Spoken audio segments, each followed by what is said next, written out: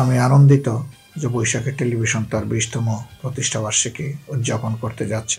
এ উপলক্ষে বৈশাখী টেলিভিশনের মালিক পক্ষ, কর্মকর্তা কর্মচারীবৃন্দ, কলাকুশলী, সংবাদকর্মী এবং বৈশাখীর যারা দর্শক নির্বিশেষে বাংলাদেশের জনগণকে আমি অভিনন্দন জানাচ্ছি। প্রত্যাশা করি বৈশাখী টেলিভিশন ন্যায়ের পক্ষে অন্যায়ের বিপক্ষে থাকবে, দেশ গড়ার চতুর্থ পিলার হিসাবে তার ভূমিকা যথাযথ পালন করবে। দুর্ভাগ্য 15টি বৎসর এই জাতি মিডিয়ার কাছ থেকে প্রত্যাশা অনুযায়ী সেবা পায়নি। কালোকে কালো বলতে পারেন নাই, সাদাকে আপনারা সাদা বলতে পারেন নাই। অলিখিত তালা মুখে এবং হ্যান্ডকাপ হাতে দিয়ে রাখা হয়েছিল।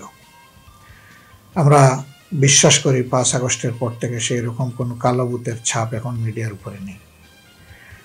আমাদের প্রত্যাশা থাকবে মিডিয়া যেহেতু জাতির দর্পণ, তাহলে অবিকলভাবে এই সমাজচিত্র যেন এখানে ফুটে ওঠে।